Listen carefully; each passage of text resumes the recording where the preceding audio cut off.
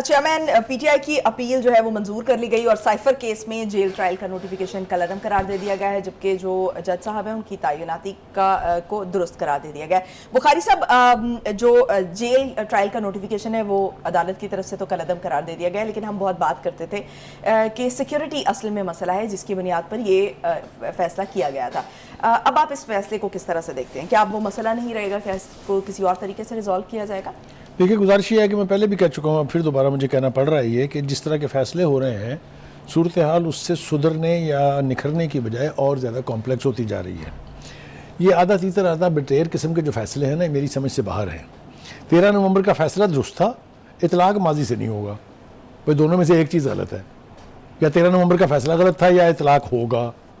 अब ये जजेस को तो आप क्वेश्चन नहीं कर सकते, ना मेरी ये मजाल है, लेकिन जो बंदा ऊपर बैठा हुआ है अदलिया के ऊपर, उसको इस किस्म के फैसलों का नोटिस ज़रूर लेना चाहिए।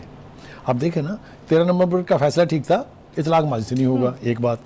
ये बिल्कुल इसी तरह है, वो पठान एक गिनती लिखने लगा, उसकी शर्त लगी किसी से, उसने लिखा 1 2 3 4 5 6 7 8 9। वो 9 पे पहुंचा था, जिसके साथ शर्त लगी थी उसने कहा नहीं तुमने गलत गिना है। उसने कहा मिटाओ इसको, फिर से लिखो। अब ये ट्रायल जो हो चुका हुआ है उसको कह रहे हैं दोबारा करें नए सिरे से। मेरी समझ से ये सारी चीज़ें बालातर हैं, इसलिए मैं इसके ऊपर ज़्यादा कमेंट करना नहीं चाहता, क्योंकि अदलिया का एहतराम तो हमारे दिल में डिले करने का दिल में है। मुझे नहीं पता मैं क्या, फिर आप मुझे फोर्स कर रही हैं इशारे करा के कि मैं इसके ऊपर कुछ कहूँ। देखिए, गुजारिश ये है, आप देखें, वो कहते हैं ओपन ट्रायल हो सकता है, इन कैमरा भी हो सकता है। यानी इन कैमरा की आप इजाज़त दे रहे हैं, जेल में क्यों नहीं हो सकता? जेल में किसी को शौक नहीं होता ट्रायल करने का, क्योंकि बड़ा इंतजाम करना पड़ता है, एहतमाम करना पड़ता है इसका। ये जेल में करने का फैसला इसलिए हुआ था कि हर दूसरे दिन ये जवाब पेश किया जाता था पीटीआई की तरफ से, खुद चेयरमैन पीटीआई की तरफ से, मेरी जान को खतरा है। वो वजीराबाद के बाद से तो फिर उन्होंने बाल्टियाँ ओढ़ लीं, शील्डें पहन लीं, ये सब आपके सामने है। फिर जब कभी उनको पब्लिक में जाना पड़ा तो आप देखें जुडिशल कॉम्प्लेक्स में क्या हुआ, लाहौर हाई कोर्ट में क्या हुआ, सुप्रीम कोर्ट में क्या हुआ, ये आपके सामने है ना सर। ज़्यादा एडमिनिस्ट्रेशन ने सोचा कि बजाय इसके कि ये हैसल्स हों, ये ट्रायल का एहतमाम जेल में कर लिया जाए, एंड कि उनको जो ये ख़तरा है कि मेरी जान को ख़तरा है, मुझे लोग कत्ल करना चाहते हैं, आपने सुन लिया है ना सर, कितनी दफ़ा कहा गया उनकी तरफ से, तो ये भी कबूल नहीं है। लेकिन इन कैमरा हो सकता है। तो आप देखें ना, मुझे वाक़तन समझ नहीं आ रही, मैं आपको ईमानदारी से कह रहा हूँ। तो ये सारी बातें जब अदालत में डिस्कस हो चुकी हैं और ये इन मामलात में कोई भी बात इतनी वैलिड नहीं थी कि उस पर कुछ फैसला किया जाता। मेरे ख्याल से उस ट्रायल को होने देना चाहिए। मैं आपको इसकी एक मिसाल देता हूँ आपको। जो फॉरेन फंडिंग केस है, 8 साल तक वो रुका रहा, कभी वकील है नहीं, कभी इस जज पे हमें एतबार नहीं है, कभी वकील बाहर गया हुआ है, कभी मुद्दई है नहीं, कभी गवाह है नहीं। 8 साल लगे ना जी, बकौल मुद्दई के और बड़े बड़े जूरिस्प्रूडेंस के जो एक्सपर्ट्स हैं उनके, वो ओपन एंड शट केस है। या बरी कर दें आप, अगर करना है आपने तो, या सजा दे दें आप, दोनों में से एक हुआ 8 साल में। बाकी दूसरे फैसलों का मैं जिक्र करूंगा तो फिर आपके माथे पे त्योरियां आ जाएंगी। तहरीर खान का मसला हल हुआ, अपने तोशाखाना तय हुआ, तो आप इसको डिले तो जितना मर्जी कर लें। ये सारे डिलेइंग टैक्टिसेस हैं। आप देखिए ना, दफ़ा 44 लग गई है वहाँ पर पेशावर में, क्योंकि वहाँ पीटीआई ने जलसा करना है। भाई आप मजिस्ट्रेट के पास जाएं, उसको कहेंगे जनाब ये आपने क्यों लगाई है, हमारा हक है पॉलिटिकल कैंपेन करना, हमने इलेक्शन लड़ना है। आपके वकील साहब कह रहे हैं हम सीधे सुप्रीम कोर्ट जाएंगे। खुदा के वास्ते, सुप्रीम कोर्ट आपके महल्ले का अखाड़ा थोड़ी है। सुप्रीम कोर्ट तो is last remedy for solution. वो कह रहे नहीं हम तो सुप्रीम कोर्ट, ये तो बिल्कुल वो रूठे हुए बच्चे की तरह से, नहीं मैं तो सुप्रीम कोर्ट जाऊंगा। लेकिन बुखारी साहब, दूसरे तनाजुर में अगर देखें, अगर ये फैसला जो है इलेक्शन तक डिले हो जाता है, या फैसले की बात करें कि साइफर केस का फैसला जो है वो इलेक्शन के बाद सुनाया जाता है, उस इलेक्शन तक डिले हो जाता है, तो ये बहुत बड़ी एक जो हंगामों और जो खून खराब है उससे बचत भी हो सकती है। देखिए, गुजारिश ये है कि हमें ना तो मामले को डिले करना चाहिए, ना उसमें जल्दबाजी का मुजाहरा होना चाहिए। ट्रायल को ट्रायल रहना चाहिए, मेरिट्स पर आप करें, आपको कोई क्वेश्चन नहीं कर सकता। आप वकला को भी कहें कि खुदा के लिए इसके अंदर ताख़ीर का बायस ना बने। जैसा भी फैसला होना है उसने मेरिट्स पर होना है। हमारी तवक्को ये है कि फैसला मेरिट्स पर होना चाहिए। होगा कि नहीं होगा ये मैं कहा ना कि अभी चूंकि ट्रायल चल रहा है, इसलिए हम कोई कमेंट नहीं कर सकते हैं। अदलिया का हमारे दिल में बहुत एहतराम है, जजेस का भी हमारे दिल में बहुत एहतराम है, इसलिए हम कोई ऐसी बात कहना नहीं चाहते जो उनकी तबाह नाजुक पर ग्रां गुजरे। लेकिन ये जो मेरी ऑब्जर्वेशंस हैं, ये आप ज़रा ग्राउंड पे निकलें, बाहर जाके लोगों से पूछ लें, वो भी ये कहते हैं कि समझ नहीं आ रही है क्या फ़ैसले हो रहे हैं। एनीवे, हैविंग सेड दैट, उसके बाद एक दूसरी तरफ जो आपने सवाल का दूसरे हिस्से की तरफ आना है, उस तरफ अगर आ जाए, मानका साहब की क्या बात है जी, मानका साहब कमाल के लोग हैं। उनकी तलाक के बाद नहीं बल्कि उनकी शादी के बाद एक वीडियो है, मैंने बड़ी मिन्नत की थी हमारे जो रबी साहब हैं कि खुदा के लिए उसको चला दें, मगर वो मानते नहीं हैं ना, बड़े जालिम हैं।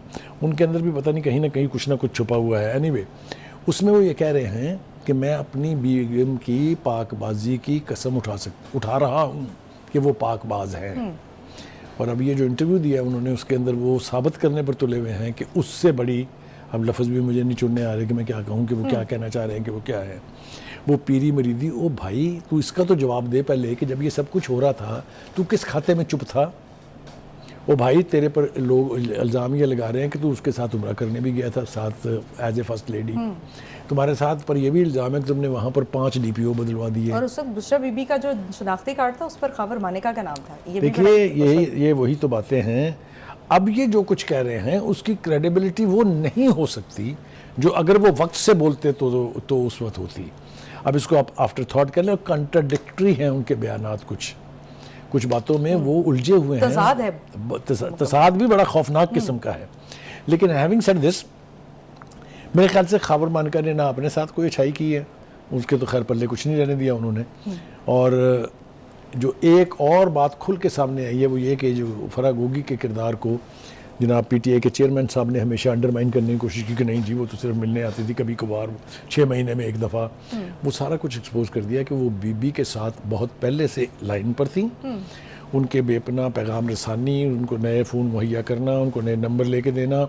वो कहते हैं ये मेरी इल्म था कि उन्होंने उनको फ़ोन दिया है, सारी रात बातें होती थी, मैं बैठ कर सुनता था। यह अजीब व गरीब कहानी है। एनीवे, इसके ऊपर जो लोगों के कमेंट्स आए हैं वो ज़रा थोड़ा सा उसका तस्करा होना बहुत ज़रूरी है। आबद शेर अली साहब कहते हैं कि खबर मानका से बड़ा थर्ड एम्पायर कोई नहीं है, क्योंकि उसने तो पूरी की पूरी पिच को ही आग लगा दी है ना जी। अच्छा जी, जुल्फी बुखारी साहब कहते हैं कि खबर मानका करप्ट और बददयानत इंसान है। बुखारी साहब, ये आपको कब पता चला? आप तो इंस्ट्रूमेंटल थे इस पूरी कहानी में, आपको तो सारा कुछ ये इल्म में था। ये उस वक्त आपको क्यों नहीं पता चला कि ये बहुत फ्रॉड आदमी है? उसके बाद आई जी परवेज़ इलाही साहब कह रहे हैं कि खबर मानका का घर का पर्दा चाक नहीं करना चाहिए था खबर मानका साहब को। तो फिर किसका पर्दा चाक करते? वो लुट गई उसकी दुनिया, और आप कहते हैं कि उन्होंने पर्दा क्यों चाक कर दिया? Anyway, लेकिन जब लुटी थी तब बोलना चाहिए था ना, अब आके बोलेंगे तो फिर वो obviously I think you have said the, जिसको कहते हैं ना टीक का बंद, वो यही है कि भाई अगर आप लोग सारे वक्त से बोलते तो आप सबकी क्रेडिबिलिटी होती। अब ये सारा लग रहा है, चाहे वो अपोजिशन की तरफ से है, चाहे वो गवर्नमेंट की तरफ से है, चाहे वो मुद्दई की तरफ से है, चाहे वो गवाहों की तरफ से है, वो सब कुछ आफ्टर थॉट लग रहा है। तो बुखारी साहब, असल में तो बात यह है ना कि खबर मानिका के ऊपर करप्शन के इल्ज़ामात हैं। जो खान साहब का दौर था उसमें भी आपको याद होगा कि बड़े चर्चे थे इस बात के कि भाई उनकी मर्जी से तकर्रुर होते हैं, तबादले बहुत होते हैं, खुल के खेले वो, उन्होंने अपनी और इनिंग्स, फिर अब असासे भी बनाए गए जो सामने है। तो अच्छा, ये तो एक मतलब ज़बान ज़द आम है, ये बात उस दौर में भी रही और आज भी जो है ये है।